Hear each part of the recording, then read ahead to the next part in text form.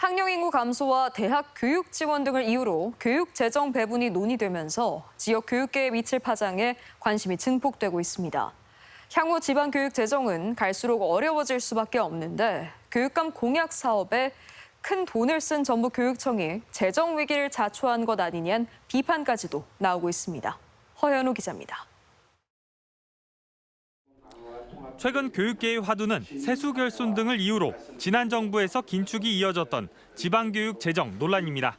새 정부 국정기획위에서 교육 재정을 대학 교육에 우선 투입하고 시도교육청 배분 금액을 재조정하는 안이 검토된 것으로 알려지면서 어제 국회에서 개최된 토론회에서는 위기감을 느낀 지역교육청 관계자들의 재정 부담 호소가 이어졌습니다.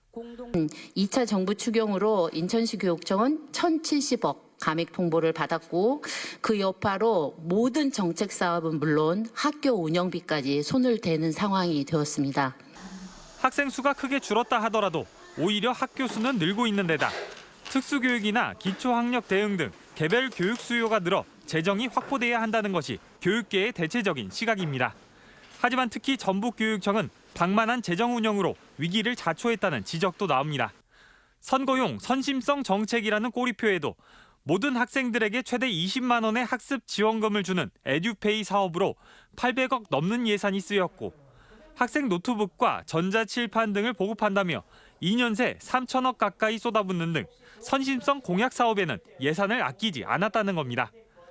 유독 세수가 많이 거쳤던 지난 2022년 기준 1조 3천억 가까이 쌓였던 교육청 기금을 헐어 매년 세수 결손분을 충당해 왔는데 올해는 기금 잔액이 고작 3천억 원 수준에 머물 것으로 추산됩니다.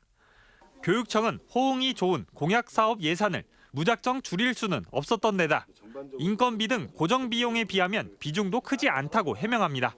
저희는 나름대로 중간 수준을 유지하면서 줄이려고 계속 노력하고 있고 특히 학교 운영비 부분만큼은 저희가 타 시도에 비해서도 계속해서 공공비용이 부족하지 않도록. 하지만 서교육감이 재임 중이었던 지난 2년 동안 공립학교 사업비 중 58% 넘는 예산이 교육감 공약과 같은 목적 사업비로 쓰여 타 시도보다 비중이 컸던 것이 사실입니다.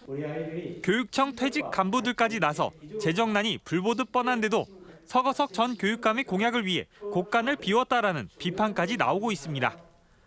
재정 건전성에 빨간불이 들어와 있는 때가 현재 시점입니다.